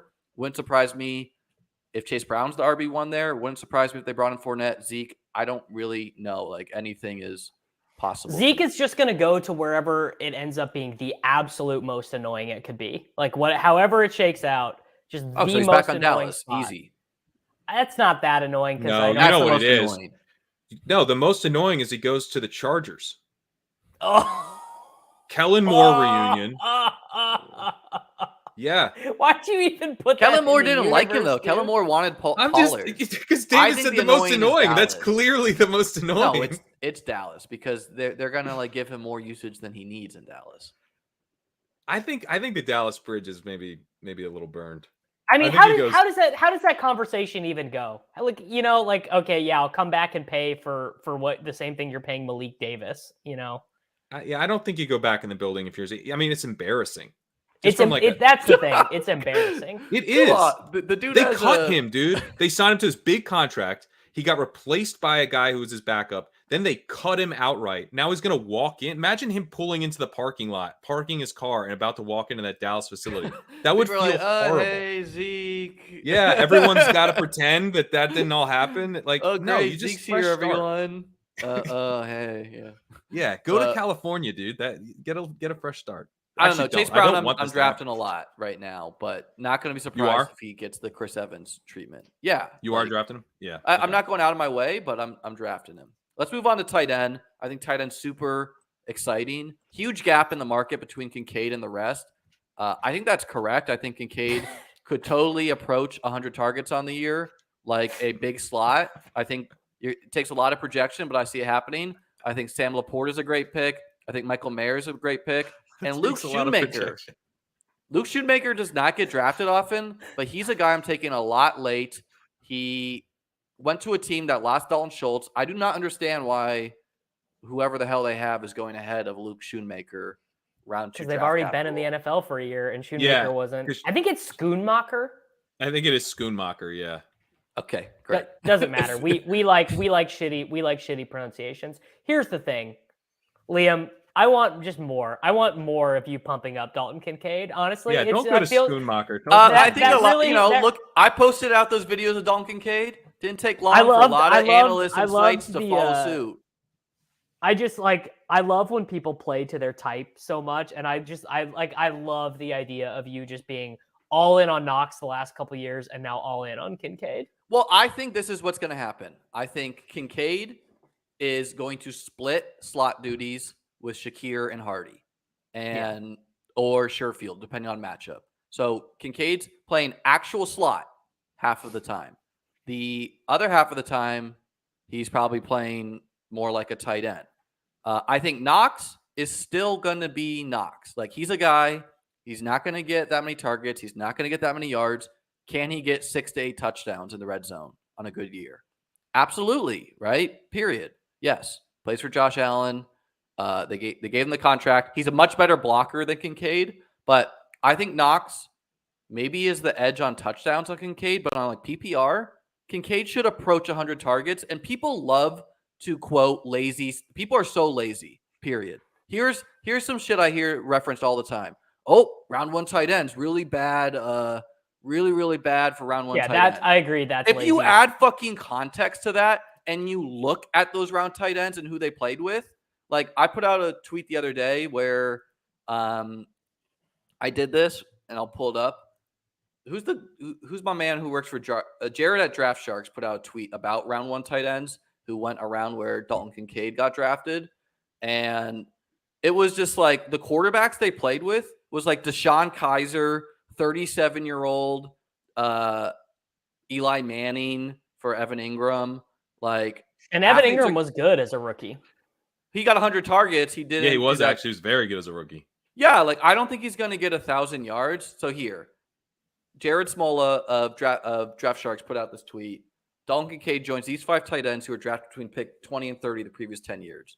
Sorted by rookie year targets. 60 targets seems like a reasonable floor for Kincaid, which I agree. And he lists Evan Ingram, Noah Fant, Tyler Eifert, David Njoku, Hayden Hurst, who had targets of 115, 66, 60, 60. And Hayden Hurst was down to 23, but we should remember that Mark Andrews was drafted in the same class. And here are the quarterbacks of those tight ends. Ingram in 17, 36-year-old Eli Manning. Noah Fant in 19. He had a trio of Joe Flacco, Drew Lock, and Brandon Allen. Tyler Eifert in 23, 26-year-old Andy Dalton. That one was actually okay. We played with AJ Green and co. David Njoku in 17. Deshaun Kaiser. Did you guys even remember this guy? I remember and then Hayden Hurst in 18, Flacco, Lamar, plus Mark Andrews. Dalton Kincaid, Josh Allen. One of these things is not like the other. So who on the Bills are you into? I'm less on James Cook. I'm less on the wide receivers who I think are going to get cucked by Kincaid. And I think Davis. So you're not in on Shakir and Justin Shorter and Deontay Hardy?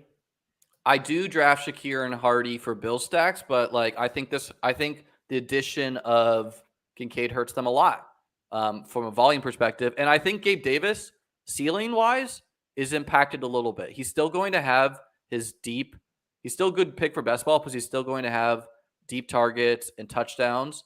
But from volume, I think Kincaid could out-target Davis easily. Whoa. That seems spicy. I mean, Davis is a deep A-dot guy.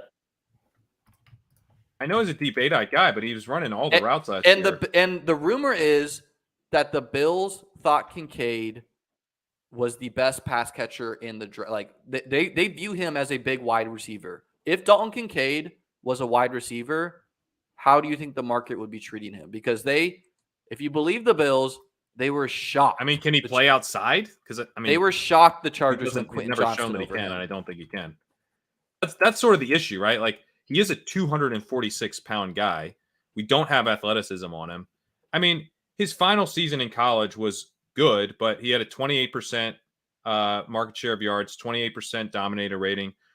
He was, a fourth-year player or fifth-year player? Those aren't great numbers. As a wide receiver prospect, he is kind of a bad one. even with first round draft capital, he's like sort of a bad wide receiver prospect. But tight end, the bar is lower because we get tight end eligibility. But I guess what I would he's not push back on the tight end idea that that he's much. yeah, but again, like he wasn't producing like a star wide receiver in college. He was producing like a very talented receiving tight end in college. So the tight end eligibility is the reason that we're interested here. Absolutely, but that's doing a lot of the heavy lifting. The dude's playing fucking tight end, right? And yeah, but I don't think I guess I don't think he's like the idea that he's got more talent as a pass catcher than JSN or Jordan Addison to me is farcical. Like I don't think that they're even close. How many targets would you put on Kincaid today? I don't know. 83. Healthy season. How many did Gabe have last year? He had 106. I don't know. I'd take the under on 83, I think. Yeah, that's bullish. I think the fact that 83 is in consideration, like, I don't know. Is Quentin Johnson going to see that much volume? Probably not. It's more like the Gabe. But he's scoring 10 touchdowns at least. Well, that's what we're hoping, right? Like, but like, Kincaid could be the 2 in the offense. Like, I don't know. I really wish we had the athletic numbers, but God, okay. So if Kincaid's the 2, is he playing ahead of Knox in line? Spags is giving you some numbers. Kincaid had. I don't know what any of this means. Are those? I imagine those are both good numbers. I don't have the reference of skill player. It doesn't mean anything to me off the top of my head, but I imagine both those good. I lost my train of thought. I think clearly. Sorry. If he's okay, but imagine if the Bills. Imagine if the Bills get the rugby play from Liam and Kincaid becomes an integral part of running the 10-yard down the field rugby play. Have you thought about it? Davis is trying to troll and slow us down here. My thought is that in order for Dalton Kincaid to be the number 2 in the Bills offense. Have you seen his hype tape, dude? God damn it. You said finish your thought. Sorry, and then you immediately interrupted me right as I was about to make I'm ADHD. You should know that. In order for him to be the number 2 in the Bills offense, he's got to be out there running a route on at least 80% of dropbacks. And in order for that to happen, is Knox not playing? Because I don't think that Dalton Kincaid is going to be like a full-time slot receiver. No, Kincaid is just playing slot. Like their 12 personnel is 11. It's Diggs and Davis on the outside. It's Kincaid in the slot. It's Knox in line where he can either help Spencer Brown pick up the right tackle protection, or he's going to be like the turnaround guy. And I think, obviously I don't know what the breakdown is going to be between Kincaid, Shakir, Hardy. I would imagine the Bills are going to do matchup specific when they want to, depending on. And the great thing about Kincaid is if it forces teams to play base, because now you have a bigger guy, the Bills are passing against base defense and not nickel, which teams play at an extremely high clip. Yeah, you know why they play nickel at an extremely high clip is because most teams have a base. Basically, every team has their base as 11 personnel, as 3 wide receiver sets. So having a 12 personnel base offense would be highly unusual. Now, I understand. You mean like the Chiefs? They're not running a base of 12. Let's pull up a tweet by Warren Sharp. Shout out the mustache. The most efficient personnel grouping to pass out of last year was 12 personnel. 12 personnel pass rates. Kansas City, second in the league, 29%. 29%. The Bills were down at 4. Yeah, but that was with Noah Gray. How interested were we in Noah Gray for fantasy? Besides me, obviously. I'm talking about a ton of projection by me. But the 29% is not base. 29. Okay, if the Bills are going to be, again, they have Noah Gray as their tight end too. Noah Gray is not Knox or Dalton Kincaid. I'm going to pull this up. I'm going to be able to. Let's move on from Kincaid eventually here. I want to hear the other thoughts on the other tight ends who I like as well. But I don't know. I think Kincaid's a smash. It feels wrong that there's such a gap on him compared to these other talented tight ends. But he's the only guy. Buffalo with first. The Bills ran 659 snaps out of 11 personnel last year. Now, this is going to be way lower because they didn't just add a first-round tight end. 659 snaps out of 11, and they had 4% at 12 personnel. Yeah. But we have signs that they wanted to do it. They brought in OJ Howard because they wanted to do that, and he just was not good enough. The Chiefs led the league in receiving snaps out of 12. They were at 254. It's just not that common to see a passing offense running out of 12. I mean, they're just not going to go anywhere near the amount of 11 I think it's a counter to the cover 2 shell. Yeah, I agree, but it's like a changeup. It's like throwing a changeup. You're not going to throw a changeup on every play as a counter to a guy, catching up to your fastball. You're going to throw him off balance. I don't know. I just it's not going to shock me if Kincaid gets 100 targets. It'd be shocking to me if he gets like 50. The Titans had 367 snaps out of 11 personnel last year. Titans. That was more than the Chiefs had in 12. So like the NFL is a 3 wide receiver league right now. That's the base set. What if Kincaid is just playing slot in 11 though? It wouldn't, by definition, it wouldn't be 11. I mean, okay, maybe you're right. Maybe he's playing on the right side of the formation. It's not 11, it's 12 because he's a tight end. But it could be like Gesicki used to, where he'd be playing off the line, but essentially it's a 4 wide receiver set. But in that case, Knox isn't on the field. So you could play Kincaid off the line, a wide receiver on the other side in the slot, and 2 wide receivers. It's functionally a 4 wide receiver set that would get marked as 11.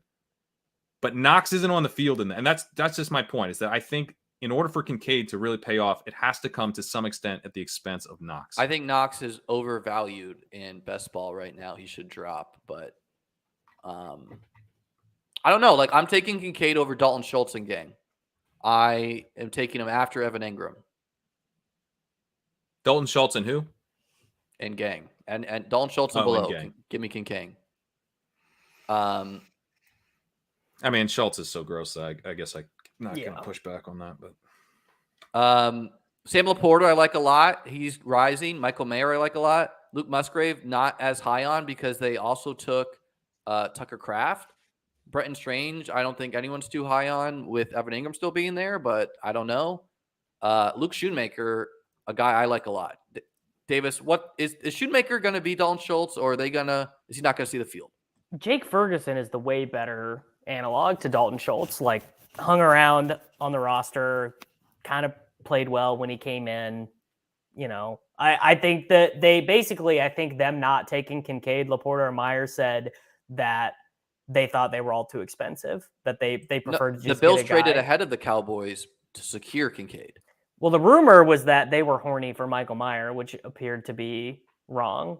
Right. I was hearing they wanted Kincaid, and that's why Buffalo traded ahead of them. Yeah, I mean, it very well could be sense. tight end certainly a position.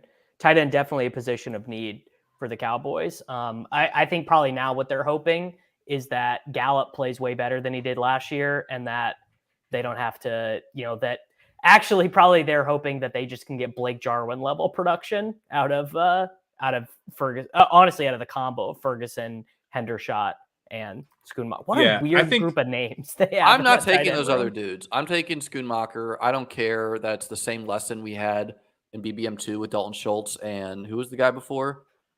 Blake Jarwin. Everyone was taking Blake Jarwin. No one took Schultz, and the lesson was we were wrong. But I think Ferguson is probably the best pick because I bet he's going to have the opportunity to fail. My guess is week 1, Ferguson is out there 70% of the time, runs 60% of the routes, and plays way ahead of the other 2 guys. And then if he sucks, then we'll see, right? But I think he'll have the chance to sink or swim first. I think to some extent, this is a spot where it's helpful to have played Dynasty for a long time because, like, you remember names like, Josh Oliver and Rico Gathers. Josh Oliver's a rich man, dude. He got a big contract. Khalil Waring. Remember Cahill? Was it Cahill Waring? Texans, yeah. There's like a million of these guys. Now, he was a second-round pick, so it's like a little unfair to Schoonmaker, but he was not a very good prospect. Ladarius Green, yeah. I mean, there's a billion of these guys. Even Blake Jarwin was a guy that we had. Who was the other guy the Titans Damn, I had it for a second. There was a the Cowboys. The Cowboys had another dude that we liked for a second. They just disappeared. Rico Gathers is the guy you're thinking of on the Cowboys. It's actually not.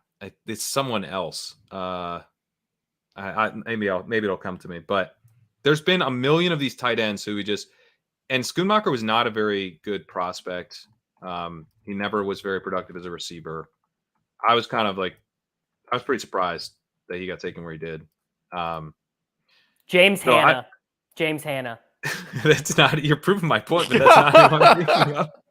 Well, James is just making up names. No, James Hanna was a Sooner. That's why I remember him, is that he was an Oklahoma Sooner and then was on the Cowboys. Well, I mean, Michael Mayer feels like he got the nut landing spot. Jimmy G cannot throw the ball far at all. I agree. You know, like great sign for him. Great sign for Sam Laporta. Who remembers the guy last year for the Lions, like ripping off long touchdowns when the other guys were like, when Amon-Ra was chalk, it was like their backup tight end scoring points. Sam Laporta going to have a chance to be the number 2 pass catcher in the offense other than Gibbs with Jameson Williams out for the first couple weeks. I like Laporta. Gavin Escobar is the guy I was trying to think of. Yes, there you go. Gavin Escobar taken in the second round at pick 15, 47 overall. Never heard from him. So I'm not convincing you guys on the Schoonmaker. I think draft capital is the least predictive at tight end. Schoonmaker does not have a very good profile. This isn't necessarily an offense I want to be invested in a big way. I think they're going to regress in terms of their sharpness. And there's a lot of target competition at wide receiver already. So a rookie tight end here is not all that interesting, particularly when I don't feel great about the talent level. What about Musgrave? That's tough because they doubled up. They took Kraft right after him. I'm hoping Kraft is the blocker though. Right? No, they've said like they basically view them as duplicates. They basically I think that's shots. A sharp thing to do, to take 2 shots at a legendary tight end class. Too. Yeah, I do too. You know, like fuck it. If one of them's Mark Andrews and the other one's Hayden Hurst, we did great. But they talked about Musgrave being a field stretcher, and they talked about Kraft after the catch. They like the receiving profiles of both guys. They think they both can play in line. They didn't seem to indicate that one would be kind of like a move tight end, one would be in line, like because they also just drafted Jaden Reed, who they plan to start out of the slot. So this is a competition, and I don't love that because that competition could play out over the course of the season. I think these guys could really cannibalize each other. So Musgrave, I'm kind of out on right now. The market's not been that bad at drafting tight ends. Like Trey McBride still getting drafted, Jelani Wood still getting drafted, Greg Dulcich still getting drafted, Kyle Pitts gets drafted, Pratt Freiermuth gets drafted. For the other ones. Cole Kmet still drafted. This is a bad class. TJ Hawkinson drafted, Noah Fant drafted, but bad. Irv Smith still drafted. You know, I don't know. Like, don't we have to be in? This is kind of not exactly related, but don't we have to? Liam, you're just looking at players who were drafted in like the last 10 years. Like, of course, those are who are currently being drafted. That's who's like in the league. Well, but it's not Zach Gentry and Caden Smith and Isaac Natu and Tommy Sweetie and Elise and Caleb Wilson. It's the top guys is the point of what I was doing there. Right? So these are the top guys in the Your NFL top guys draft. are generally going to be not to mention a lot of these guys were not round 2 guys. You know? Mike Gesicki was a round 2 guy. You know, I don't know. Tight end is just a mystery box. Like we just don't know. Yeah, we just don't. I would much rather take all of these rookie guys other than like Mike Gesicki and Mike Gesicki is a weird pick. I don't Hunter Henry, and there's like a lot of weird tight ends. No, I kind of buy the Gesicki. Tyler Higbee. I don't want anything to do with Tyler that. Higbee I like over a Schoonmaker all day. Higbee is like picking up nickels off the street. Yeah. Like it's you can't lose. But Gesicki is kind of just like we know the Patriots want to use their tight end. We know the offense was a mess last year, so it really shouldn't be that surprising that Jonnu and Hunter Henry were just like useless. Everyone was useless, really. And I just have always kind of been partial to that archetype of player, horrible blocker, only out there to run routes, super athletic. Like I can squint and see it. How far up are you guys going to chase Laporta and Mayer? Because they're going to go up in cost, and they should. They shouldn't go up that high. Not that high, yeah. Yeah, I think the way I would think about those guys is, what are you drafting them for? And you probably should be drafting them for a playoff spike week, because the odds of a rookie tight end coming in as a second-round pick and contributing in a meaningful way to your advance rates are probably pretty low. And so I think you want to be able to invest, I think, at a 14th round price. You don't really need that guy, right? You're getting to the point where it's like a couple bucks. You're hoping he helps you through the playoffs more than he's a core piece of your team. But if they get up into the 12th round, it's tough. Then like Gerald Everett, Higbee, Hayden Hurst, Mike Gesicki, Irv Smith, Jake Ferguson, Cade Otton, Noah Fant. Yeah, but you're going down, not up. Go up. Well, up is like Chig, Dalton Kincaid, snipe for me. Dalton Schultz, I'm taking him over him. Komet, I'm taking over him. What are we doing with Taysom, guys? Drafting the shit out of him. I'm still drafting him. Yeah. I'm still drafting it. It's just so complicated, but I'm drafting. Let's close on quarterback, guys. I don't want to hold you too long. We'll just talk through the quarterbacks. You guys don't need me to pull up the ADP for them. 1 overall, Bryce Young goes to the Panthers. 2 overall, CJ Stroud goes to the Texans. 4 overall, Anthony Richardson goes to the Colts. And then Will Levis goes to the Titans. What are our feelings on these guys? Obviously, AR-15 to the moon. But how about Young and Stroud? What kind of ceiling do these guys have? I don't think Will Levis is the worst 20th round pick in the world. What you guys take? I'd rather draft Will Levis than Ryan Tannehill. And what I was told, what if Ryan Tannehill's throwing to Pitts and Drake London? Well, that means Will Levis is starting, so that's good for drafting Will Levis. But what I was told of Will Levis is that he is a Josh Allen type, aka athletic dude, going to be able to run. He's not at all like Josh Allen. Throw deep. No, he doesn't throw deep. Does he run though? His big time deep throws sucked ass. He's not a good. He's got tool. He's more Daniel Jones. Like he can throw deep. His arm will allow the ball to travel deep through the air. But is he like Jones rushing wise too? No, he's less of a. He's not quite Jones as a rush. He's Comp athletic. Him to a runner. Cop him to a running quarterback in the NFL. Daniel Jones. I don't think he's as fast as Jones. If he's Daniel Jones rushing wise, that is a great pick. Period. It's on the Jones spectrum, but I don't think he's got that speed. I just think he stinks, honestly. But Liam, it pays. The way it pays off is that he's like Daniel Jones. Yeah, he's getting me like 70-yard games, getting a touchdown on the ground. The Titans' offense is a joke. They're like, Derrick Henry runs, Will Levis runs, Traylon Burks is out there, wide open, not getting thrown to. Chig is doing stuff. I don't know.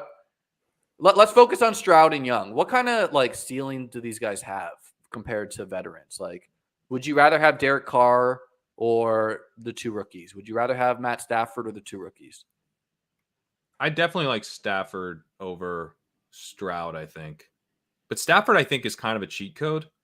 I don't really get where Stafford could be a great pick. It's just because you can backstack him with Higbee and Tutu, and all of a sudden you've got the week 17 nuts. I think I'm gonna write a post on this. I've been doing all this I got my rankings up this week, and I've done a bunch of non-writing stuff this week. But I think I'm gonna bang out a quick post on Matthew Stafford tomorrow, because I feel like I've been kind of pushing back on like taking on risk at quarterback in the late rounds, because I don't really see what your payoff is.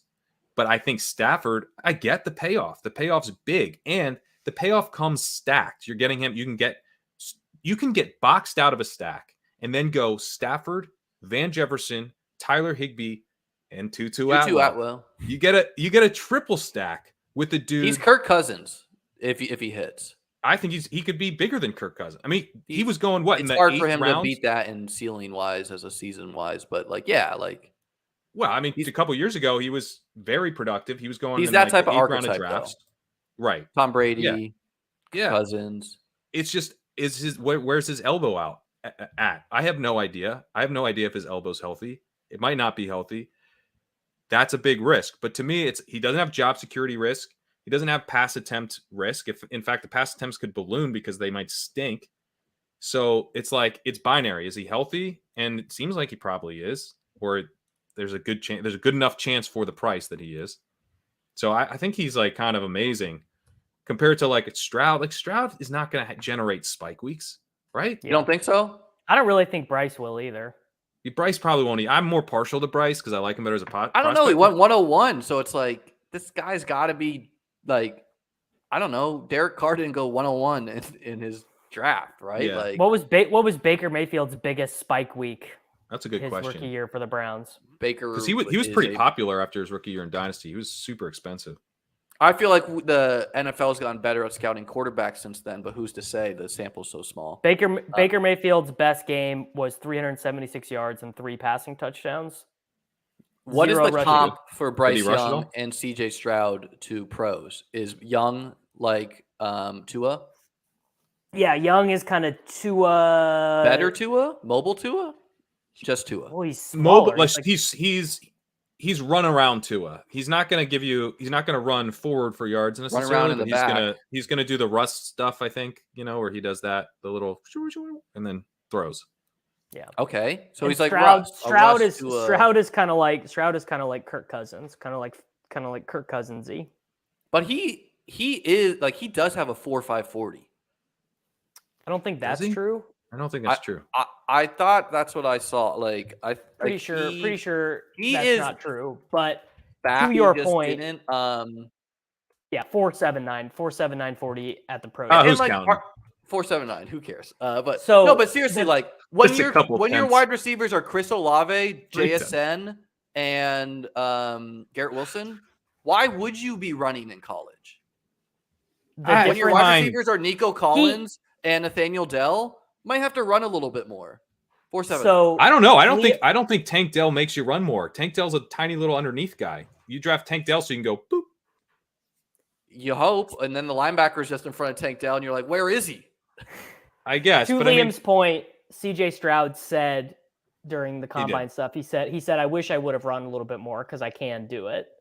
I believe he can, right? Like, I mean, he made a couple in the college football playoff semifinal. He had I think a 35-yard run for a first down that was like, but it's the same deal as like Trevor Lawrence can run a little bit. Like Trevor Lawrence is more athletic than you think, but we're not largely drafting him. and for Trevor that. Lawrence is now being drafted as the QB whatever. Well, 6 I or think- something. I Not 'cause think of his we- rushing ability. I think we might have gotten to some irrational exuberance with the Jacksonville Jaguars. Dude, David Kitchen guessing Trevor Lawrence's ADP had me rolling, dude. That was so funny. I'm 'Cause not- I think And then- he's and probably then- right. Like he's closer to reality than No, the but market. then guessing Calvin Ridley's ADP, getting the logic right, and then being 40 And then- spots off was yeah, so it's good. still guessing too low.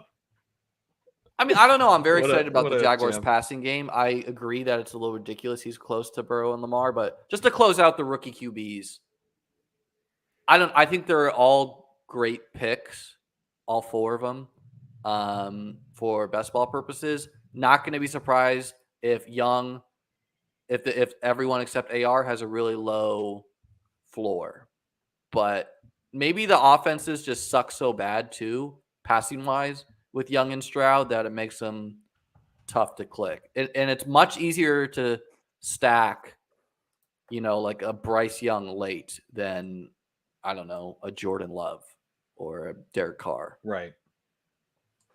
Yeah. Yeah, I'd take some Young. I think I have a bias against Stroud. So you take him, I probably won't.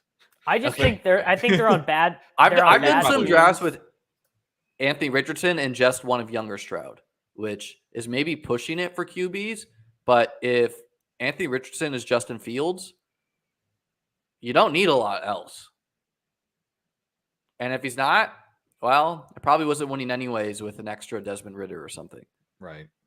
I'd probably I'd go a third quarterback there, probably, I think. But I get what you're saying.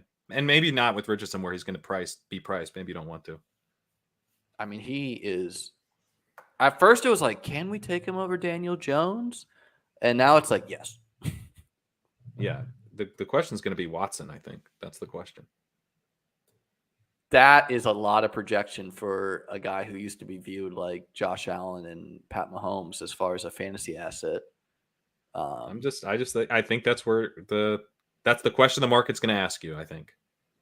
Yeah, and I mean, you don't got to be that good. Justin Fields sucked, and he was great for fantasy.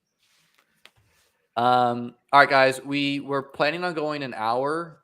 We went close to I never 2. said that I had a hard out at 1 because I didn't think it would come up, but I do. Yeah, I'm sorry. Guys, thank you everyone for tuning in. Hit the like button, hit the subscribe button. I'll be doing plenty of drafts and having more guests on. Davis, what do you want to tell the people?